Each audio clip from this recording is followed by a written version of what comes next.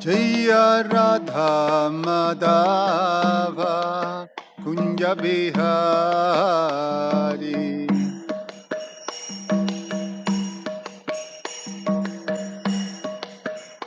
Jaya Gopi Jana Vallabha Girivardhari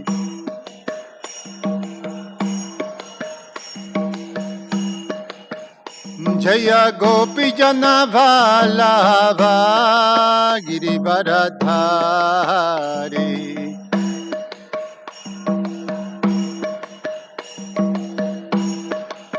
Yashodanandana Braja Jana Ranjana Yashodanandana Braja Jana Ranjana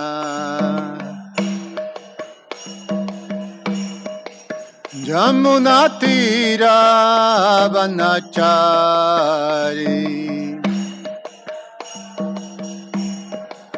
Jamuna Tira Vanachari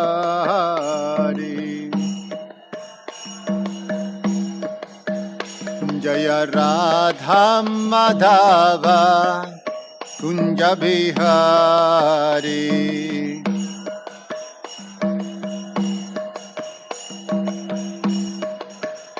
Jaya Radha Madhava Kunja Bihari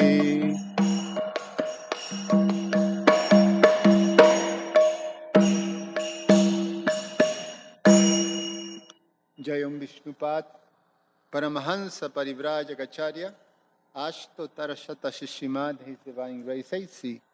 Bhaktivedanta Swami Srila Prabhupada Ki Jayam Vishnupad Paramahansa Parivrajagacharya Ashtotarashata Srimad His Divine Grace Bhaktisiddhanta Saraswati Goswami Maharaj Srila Prabhupada Ki Ananta Koti Vaishnava Vrinda Ki Garantara Srimad Bhagavatam Ki Nitai Gaura Premanandi, oh glories to the assembled devotees, oh glories to the assembled devotees, oh glories to the assembled devotees, oh glories to Shishi Guru and Shigoranga. Vivo. Om Namo Bhagavate Vasudevaya. Om Namo Bhagavate Vasudevaya.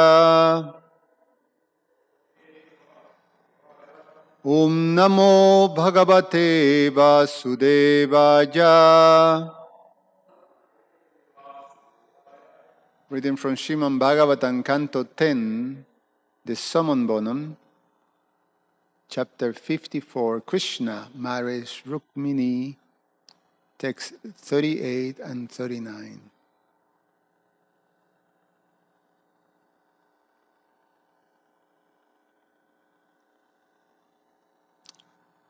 Maishvan Mamsa Sadvyashuyeta Maivashman Savyasujeta Braturvairu Pyachintaya Sukha dukkha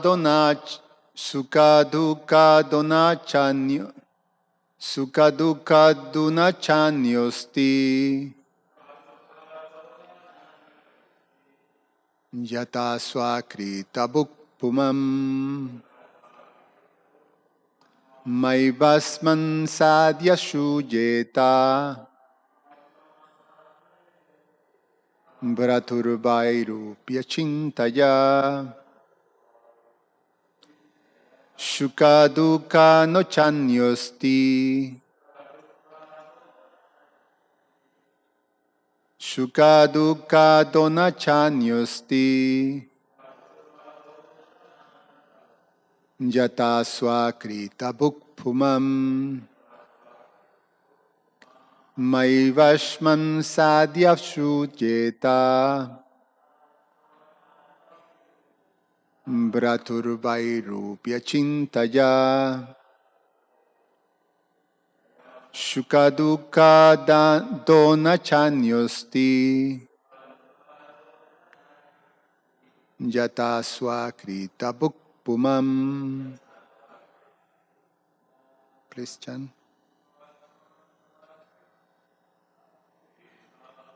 Maivaishvam sadyashu jveta Braturvairupya chintaya.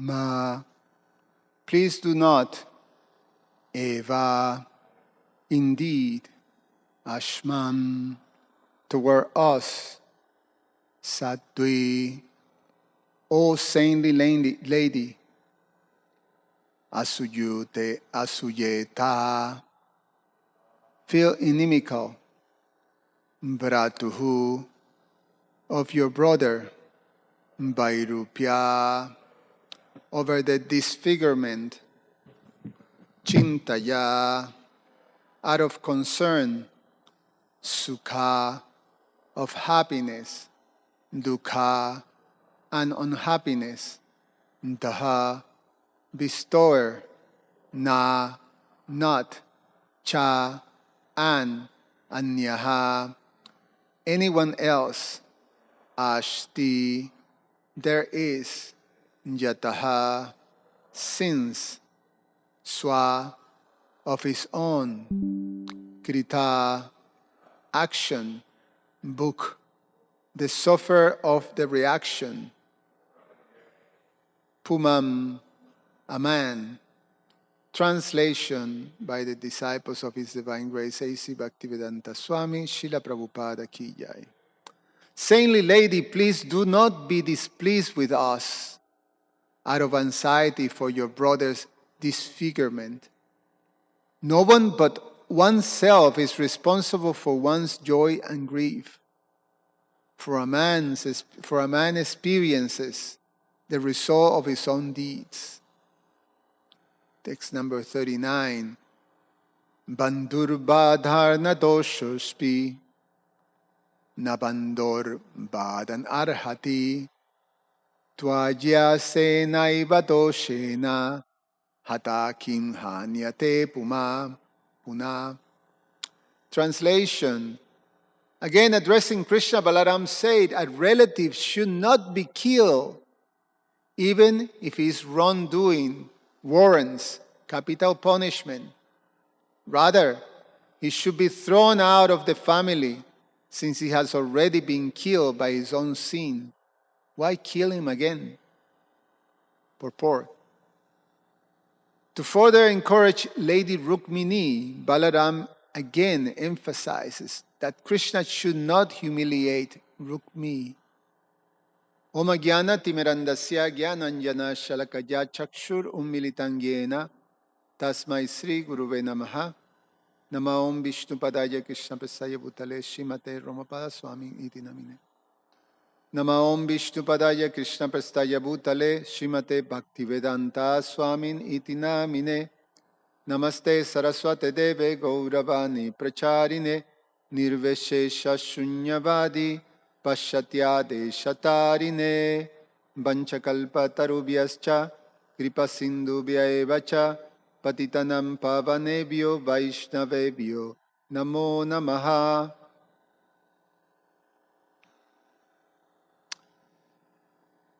On text number 38, Srila Vishwanath Chakravarti Thakur comments, in order to remove the sorrow of Rukmini, he reasons with her in this verse. Quote, every jiva must enjoy sufferings. Every jiva must enjoy of sufferings the result of his acts. So, what is the useless affection for a person who is evil and who acts against your husband? He gives a hint of scolding to Rukmini. And Srila Jiva Goswami comments, though Balaram spoke to Krishna in this way, Rukmini did not give up her grief. He then consoled her directly in this verse. Do not ascribe fault to Krishna and others. Do not ascribe fault at all, even if there is cause. On the other hand, happiness and distress are not caused by others, but by oneself, since the jiva enjoys the result of his karma. So,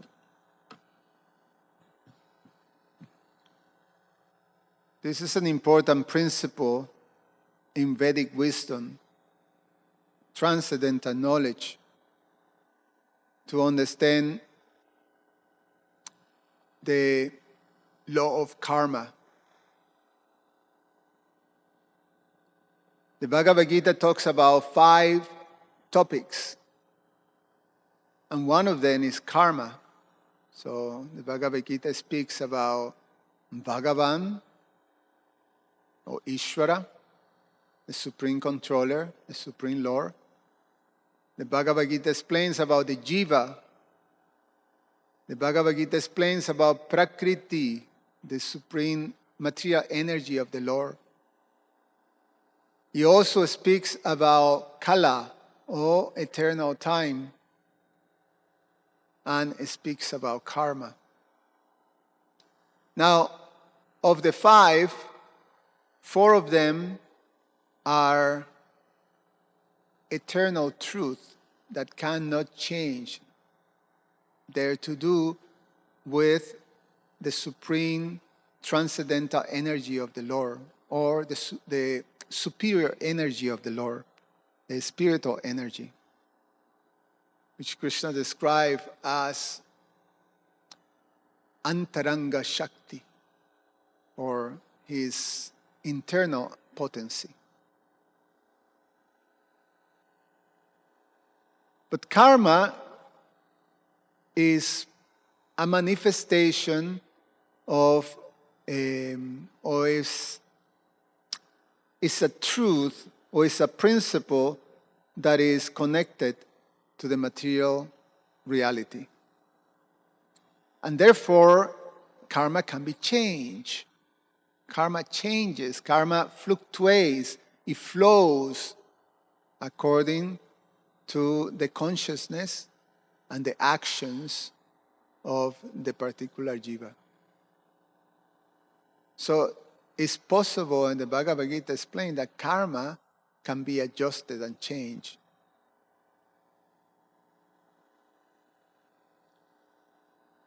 So it's a very important principle to understand, and throughout the Bhagavad Gita, this is something that is very clearly explained.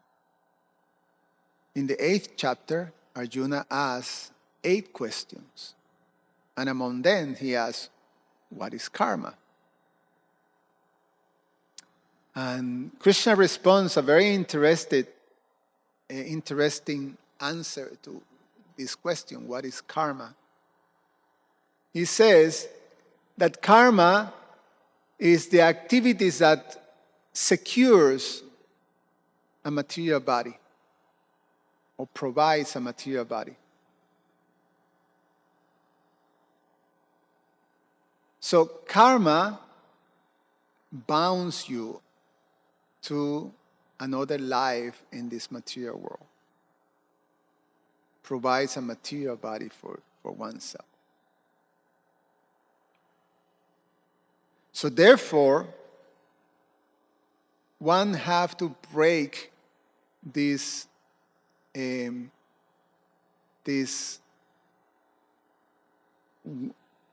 cycle of, or this how would you say, this system of actions and reactions. It is explained that one have to break through that. One have to break. One have to transcends this space in which there is the law of karma applying as actions and reaction. For every activity, there's a reaction. For every action, there's a reaction. So one have to break that type of a cycle or system. And interesting enough, Krishna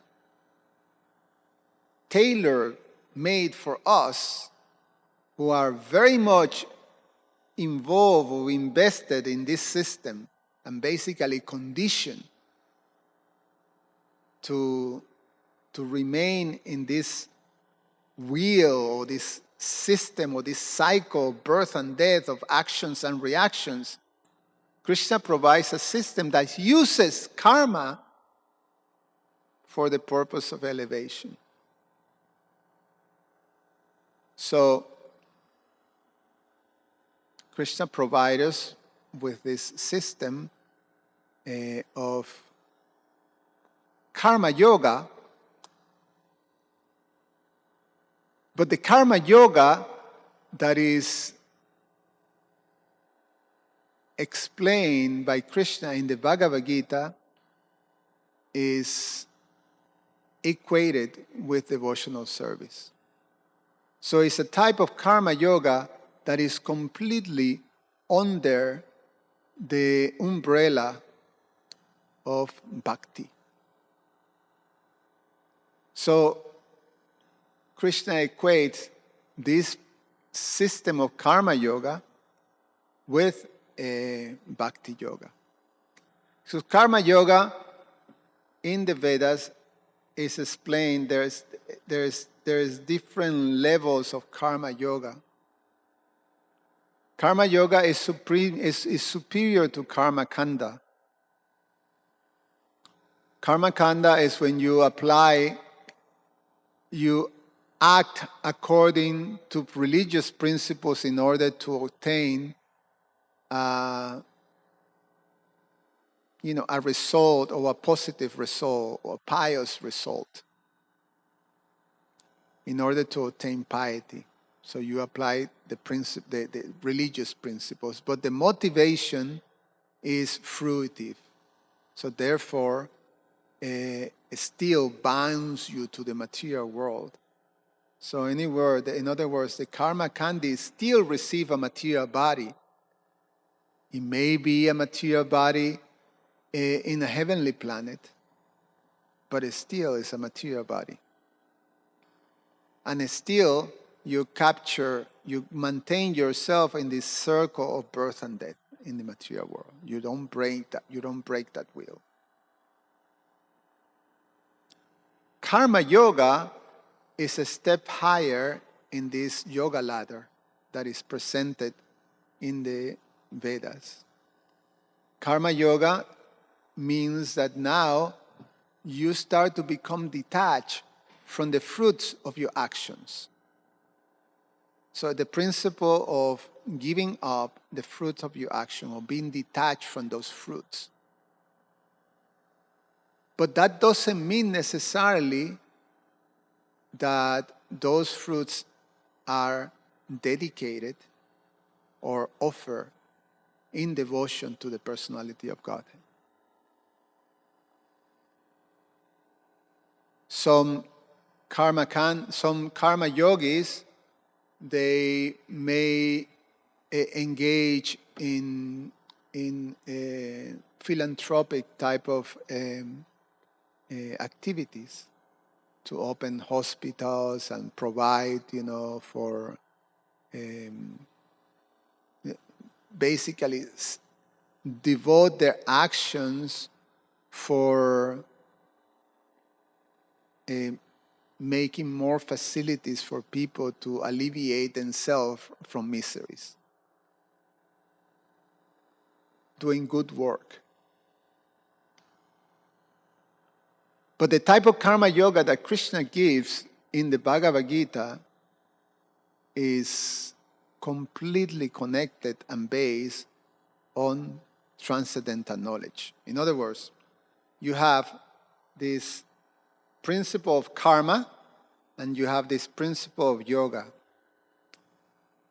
When you have them, when you analyze, you study them separately, karma, as we said, bounds you to this material world.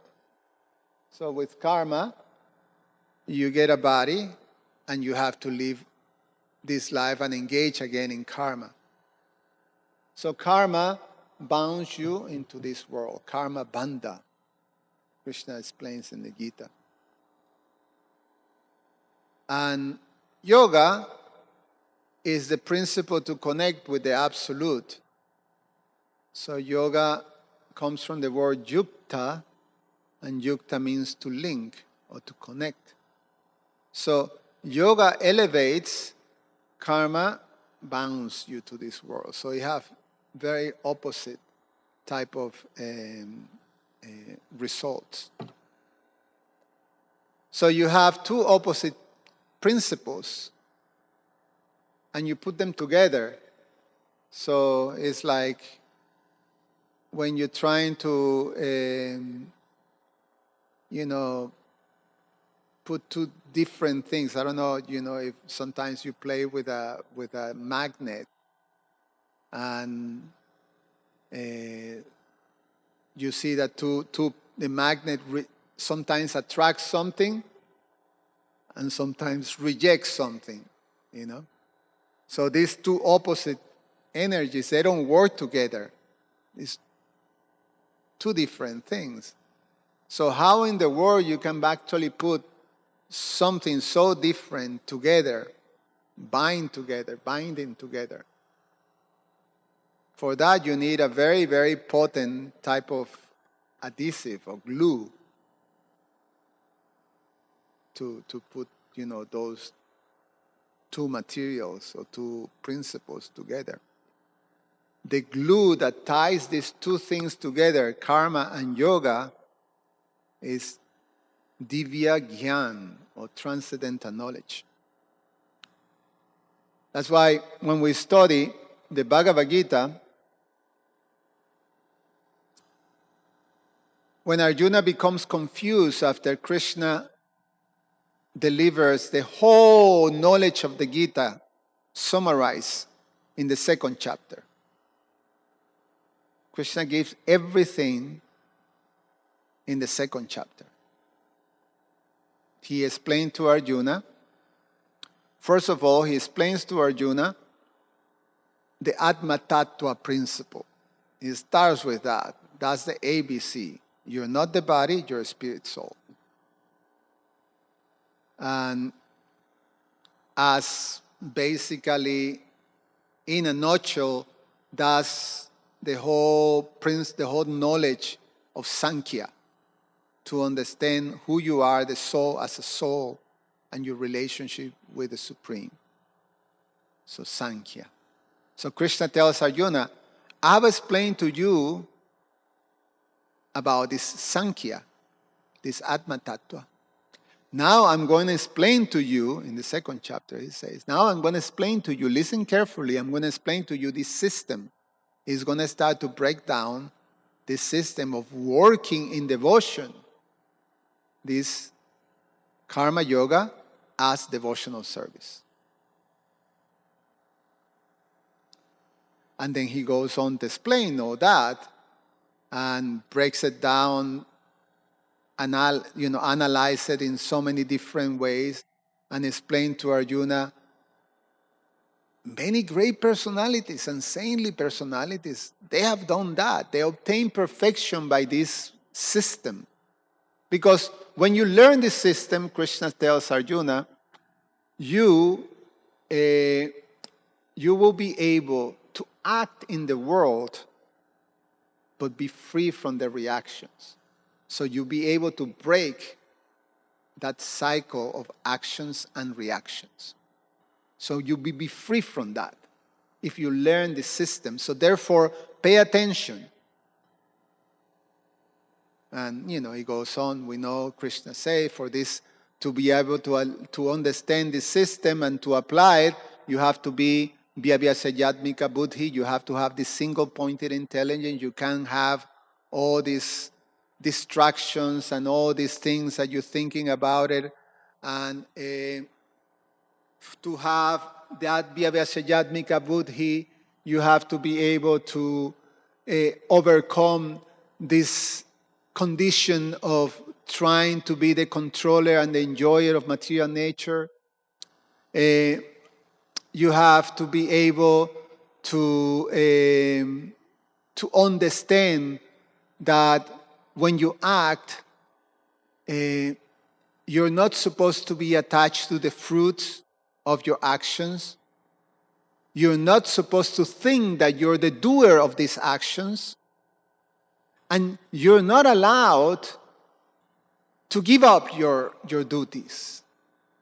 Because that duty, karma dieva de karaste, that duty is your adhikar, is something that have to do with, the body that you have received in this lifetime, and the activities that you naturally, by your qualifications, can, by those qualifications, you can act in the world. So you don't give up that. Just understand that you're not the doer, and understand that you're not the enjoyer of the fruits. The enjoyer of the fruits is the Supreme Lord. And Krishna goes to say that so many great people, sadhus, they're called stita pragya, or perfectly situated personalities in the spiritual consciousness, obtain perfection by this method. So anyway, Krishna explains all that to Arjuna. Arjuna asks some questions. Who is this? How can I recognize, or who is the stita pragya? Who is the persons who achieve to understand this system? Describe them, please. How do they walk? How do they see it? That whole thing Arjuna asked. Krishna answered.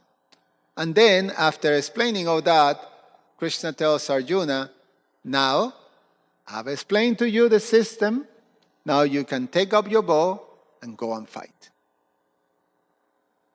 And then Arjuna got so confused because he's thinking, well, I want to be a Sita Pragya. I want to be a sadhu. I want to be a transcendentalist. That's what I was thinking, Krishna, and like that. But now you tell me to go and fight. So then Arjuna asks, I don't understand. You're telling me that I should be a transcendentalist, and at the same time, you're telling me to engage in this ghastly war. So I'm confused. So Krishna goes on to explain Karma Yoga. That's the 3rd chapter of Bhagavad Gita. And then in that chapter, Krishna explains further. He starts to break down the system, to clarify it. That this Karma Yoga the results, when Krishna have told Arjuna, you're not to be the enjoyer of the results. So who is the enjoyer? So, Jagyartha Karmanoni Atras. The Supreme Lord is the enjoyer. So all the result of our work should be offered in sacrifice, this Jagya. So he goes to explain this whole principle of Jagya, or sacrifice. Everything we do, how can you sacrifice for the pleasure of the Lord? And if we don't do that, then karma bandhana. Then you are under the laws of karma, plainly, and then boom, you have to accept happiness and distress according to the result of your actions. So Jagya, Krishna explained, yes, the system of Jagya. This system of Jagya is a system that Krishna gave us in the beginning of creation. In the beginning of creation, Krishna gave the system of Jagya to man and demigods. The demigods administrate,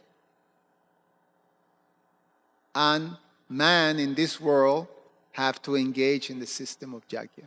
So both of them have to, this is the system in the universe. And Krishna blessed them by saying, be thou happy by this system of Jagya.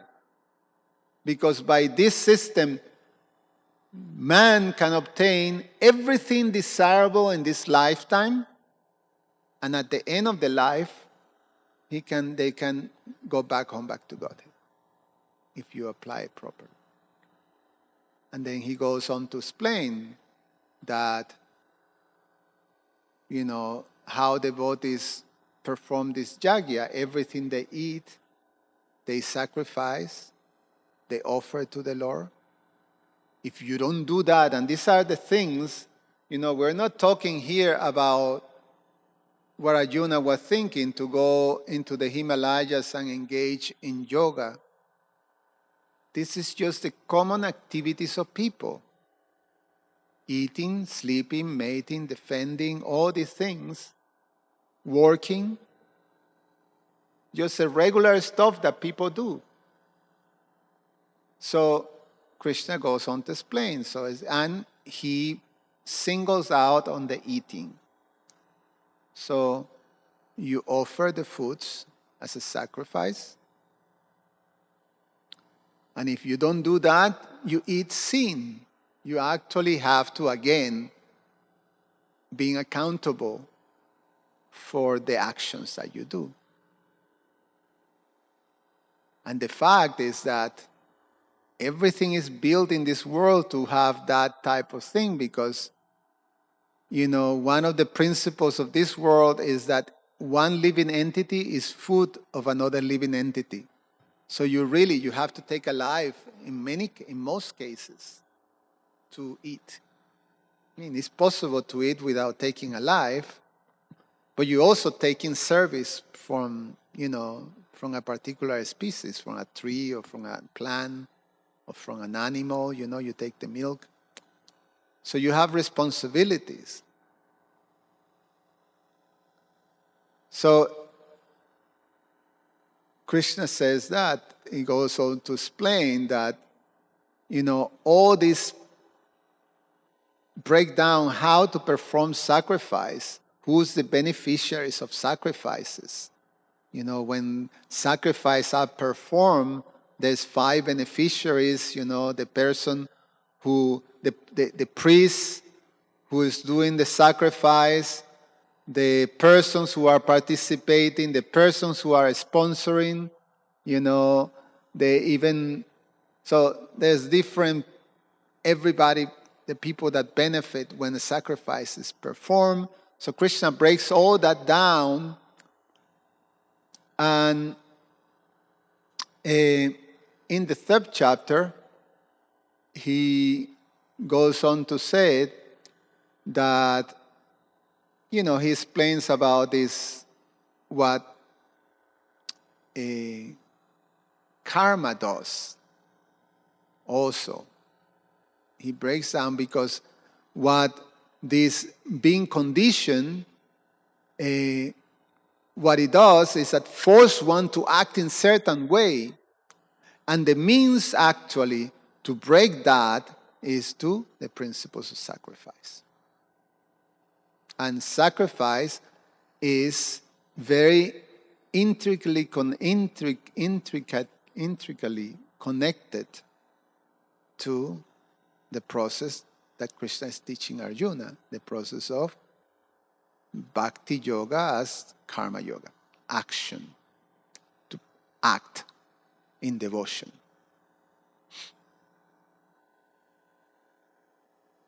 So karma, prakrite kriyamanani gunai karmani sarvasaha, that ahankara vimudatma, that by being completely influenced by this ahankara, this false ego, one is forced to act according to the laws of nature.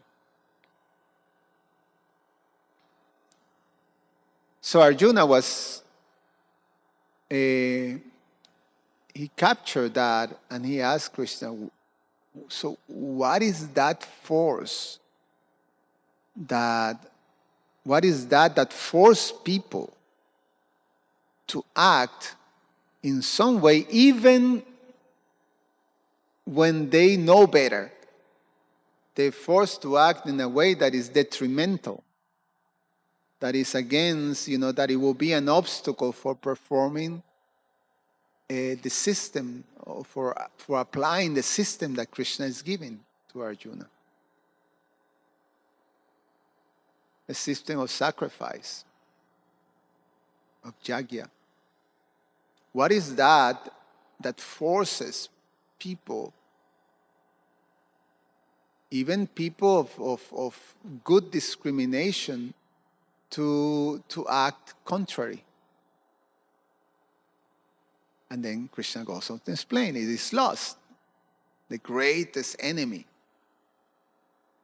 And then he explains about lust and this and that, and Krishna says, you must cut this lust, this greatest enemy, armed with the sword of knowledge. That's the end of the 3rd chapter. And then Arjuna asks about transcendental knowledge, and Krishna goes on to explain the 4th chapter, transcendental knowledge, because with transcendental knowledge, one is able to be completely shielded, armed, and prepared. Is what brings these two things together, is what makes your actions becomes now the principles of yoga, the principles of elevation. It's transcendental knowledge which allows that to be. Without transcendental knowledge, you are under the laws of karma. With transcendental knowledge, you are in the system of yoga. So Krishna explains transcendental knowledge. He explains what is transcendental knowledge. He explains how transcendental knowledge manifests in this world. He explains how you can obtain transcendental knowledge and what is transcendental knowledge. In a nutshell, Krishna says that transcendental knowledge is to understand Him in truth, to understand the divine nature of His appearance in this world and His activities. And if one fully understands that in truth, then it's guaranteed you have broken this wheel of birth and death. One can obtain liberation. It's guaranteed. Krishna promised that.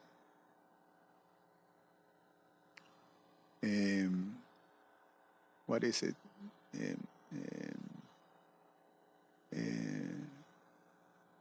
What is the verse? Famous. I got a blank. No, I got a blank. No, for one who understands the divine nature of his appearance, Jamma karma chame divyam, evan yoveti tattvataha. Tyakta deham punarjamma neti man eti sarjuna. It's promise. And then you receive that transcendental knowledge by approaching a spiritual master. Tad vidhi pranipatena. And what did the spiritual master reveal to you? That you and every single one, everything that is there is Krishna's. That you are Krishna's energy. And of course, that sutra has, so many volumes of explanations. It's contained on that. So it's an important, back again, this understanding, this principle of karma. In one sense, the Bhagavad Gita, when it tells about karma, is really telling us how do we act in this world. What we're supposed to do. What we're supposed to do. The material world is designed to help the living entity regain their original spiritual consciousness. And therefore, when one comes to this position of receiving or being exposed to transcendental knowledge, then it's clear for you or for us how we're supposed to act in the world. And this action is what is called karma. So for the devotee, karma becomes karma yoga, and karma yoga is equated to akarma, or no reaction. So Krishna explains that there's these three manifestations of acting in the world. One is vikarma, one is karma, and what is akarma. And he says that sometimes even very, very intelligent, qualified people have a difficulty in understanding the difference between these. So vikarma is clear. Vikarma is when you act against the principles of religion. Karma is when you act according to the principles of religion. But within the karma kanda realm, you still, when you act in karma, then you still have to get a body. And akarma is a system that Krishna is teaching Arjuna. You act in devotion. So it's transcendental. So Balaram is reminding Rukmini, in one sense, Srila Vishwanath Chakravarti says that although he was encouraging her, he at the same time was also sort of scolding her. So not to be, in one sense, questioning Krishna. In one sense. I mean, we know that these are Rukmini's motivations are absolutely pure, and only focus on Krishna's satisfaction. But nevertheless, in the pastime, in the lila, all these different emotions, they take place, and they're all for Krishna's satisfaction. So externally, he appears this way, but they're all transcendental. So externally, Rukmini is a little distressed. We heard that in the bottom of her heart, it's not that she had affection for the demoniac brother, but that's, she was concerned how people would talk about Krishna killing the brother in front of her. And, there was a very interesting class that Krishna Archana gave on Wednesday, in which the this situation of that the queens, the difference between the type of prema of the queens of Dwarka and the gopis of Vrindavan. That is when this formality, there's all these, social things that you have to be aware of. And so they have to be, that's that part of that rasa of the queens. But in Vrindavan it's different. In Vrindavan there is no social, nothing comes on the way. Even social norms it doesn't stop the flow of the rasa between Krishna and his gopis. So yeah. So Rukmini was concerned like that. So externally, she may have, plead to Krishna, and Balaram was scolding Krishna, saying that a family member, a brother, should not be killed even if they commit something that is deserve capital punishment. Even. So it's a principle, and it was one of the sort of moral principles that Arjuna was quoting in the beginning of the Bhagavad Gita, why he should not engage in the battlefield. So to navigate all the different sometimes duties that you have to perform, and sometimes conflicting duties, some of them will supersede others. So in the case of Arjuna, he have to kill his family.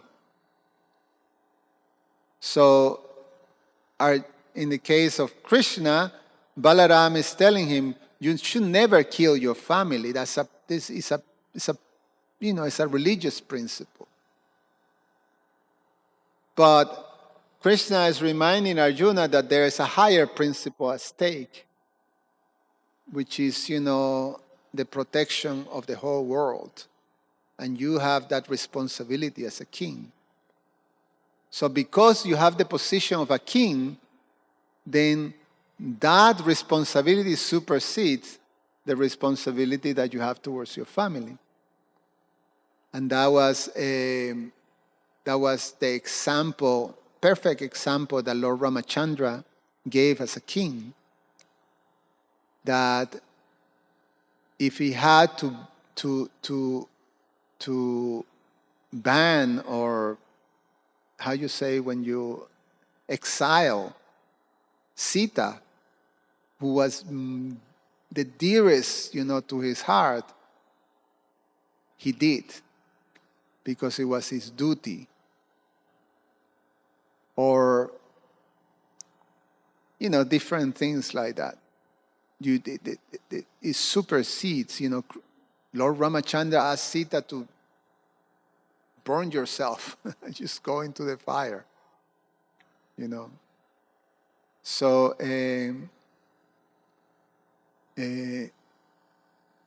so Krishna is telling Arjuna, sorry, Balaram is telling Krishna, yeah, this religious principle. But again, these are things that are part of the whole cultural environment that we're being exposed in the narrations of the Srimad Bhagavatam of the Vedas. So we should not. There's this responsibility with family members. There's responsibility with people, with those who are close to you. So if you have a family member who is trouble, there is not such a thing of getting rid of killing the person. One have to always try to protect them, to benefit, find ways that this personality can be benefit or can be helped. Now, that doesn't take that someone else could punish and kill. But as a brother or as a family member, you should not. So Balaram is telling this to Krishna. So, anyway, just talking a lot about these things. Friday is a little challenging because they don't have a lot of time to prepare. But any comments or questions? Taisha, you have something?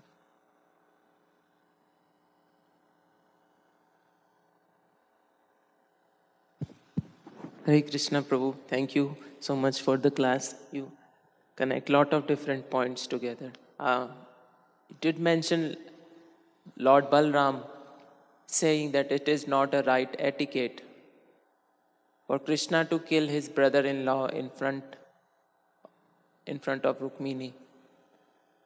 It's funny because Lord Balram was actually the one who did kill Rukmini. Yeah. So, in front of Rukmini, front of Krishna, all the family members present. So, how does that work out? Yes. It's again,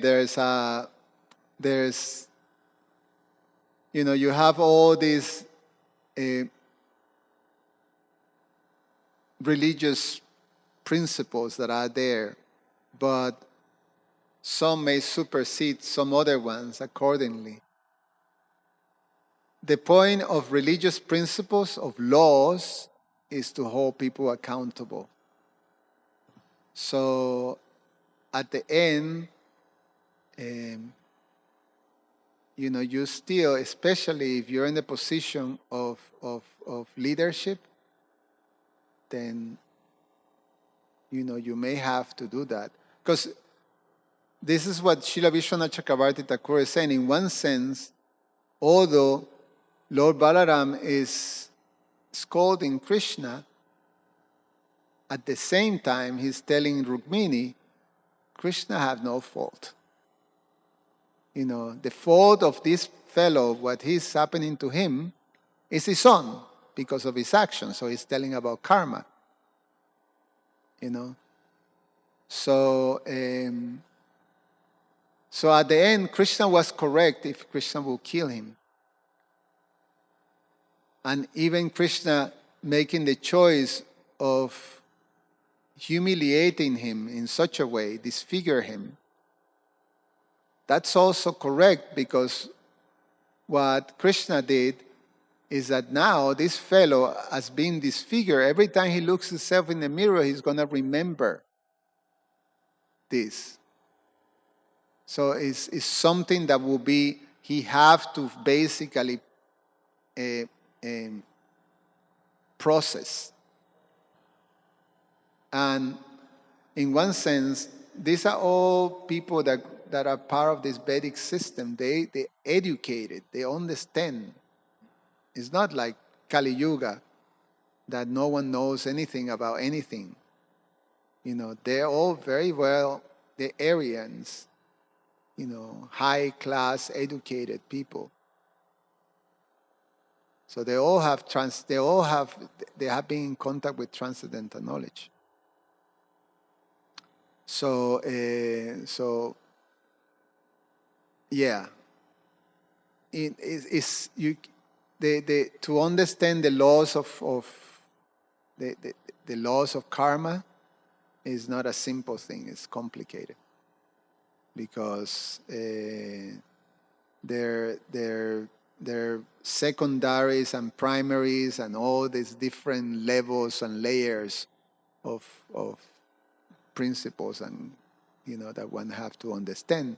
Therefore, you have to have someone highly qualified to be able to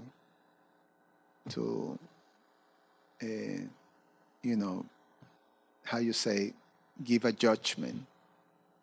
So kings are supposed to be like that, highly qualified. And, personalities like Yamaraj, highly qualified, a Mahajan, to be in the position of, applying the different laws. And sometimes people question.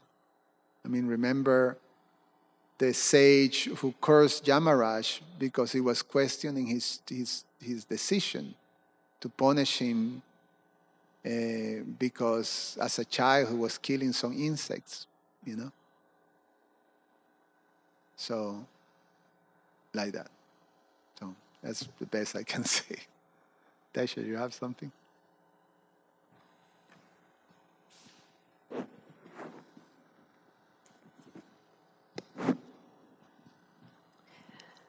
I just had a small realization in the class.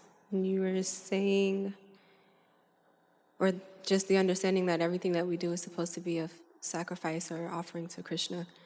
And it's just interesting thinking about, you mentioned like when we take food and we don't offer it to Krishna, then we're eating sin.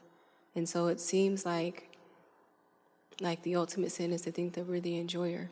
Because if we have or forgiven something, and like say, we do our actions and we receive something from it, and that should be within karma yoga offered to Krishna, then it kind of seems like an understanding we're not the doer, we're just giving it back to the rightful owner.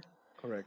And so if we're not giving it back to the rightful owner, then we're in the space of thinking that we're the doer, we're the owner. So seems like that's the root of like all sin, quote unquote, is thinking that we're the... Yes, that is correct. That is correct. That's what when you study the Sri Upanishad, that's the very first principle. The first mantra is explained as the Ishavasya principle, which is, who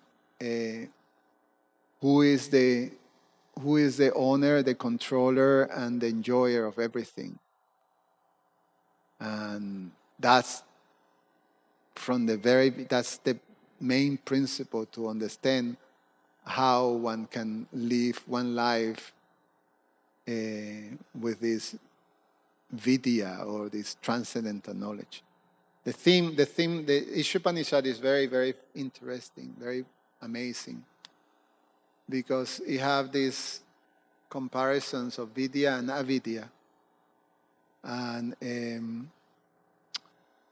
vidya will be living under this principle, these Ishavasya principles. And avidya is just pursuing sense gratification. So when you are under vidya, you are guaranteed liberation. And then it's something very interesting also in Mantra 11, that it tells you that under vidya, you have these two things together, vidya and avidya. And they're cultivated simultaneously, but is, although you act both with activities of transcendence, spiritual activities and activities in the material world simultaneously, the purpose of these activities is to please the Supreme Personality of Godhead. It's self-realization. That's the purpose. And with that, you're qualified for liberation. So when you are in avidya, then it says that it's a spiral down. It really, and you can live for 100 years and be, completely miserable. It explains like that. So yes, the realization is correct. And that's the whole principle of Krishna consciousness, And that's what we have to constantly be cultivating.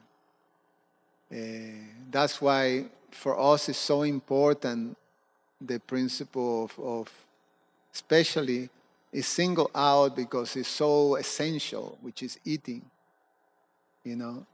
that one's just only eats Krishna prasadam.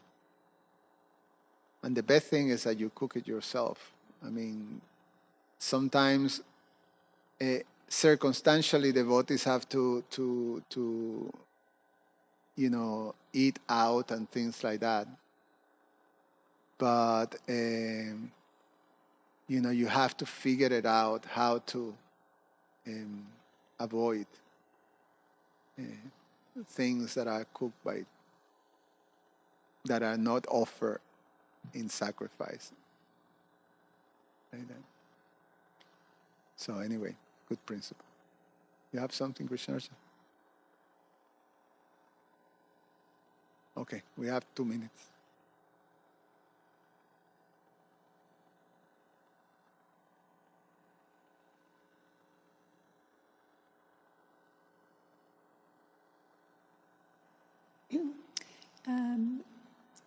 Balaram addressing Krishna that Rukmi shouldn't be killed because he's a family member, and that his own sin has actually caused his own death already. Yeah. It's interesting because actually Krishna's position is of a monarch, so he's having to deliver punishment. I mean, that's his duty. And so he had to weigh up what was the other pressing factor in the matter. And the other pressing factor in the matter is that his queen is related to that entity. So the decision to actually speed up his exile is actually one of the correct principles for how to deal with a bad relative. It's from Chanakya Pandit, that you keep yourself very distant from the bad relative. So it's actually taking care of the matter, and it's also Krishna executing his duties. So Balaram's argument is correct. Yes. A similar thing was done to Ashwatthama. So it's a common thing to do that to certain, it's very clever how these punishments are, put in place. So as a leader, one have to be very, very intelligent on how to apply, the law and how to execute all that thing. So everybody's taking care. It's important. Okay, thank you. Garantarashimam Bhagavatam ki jai.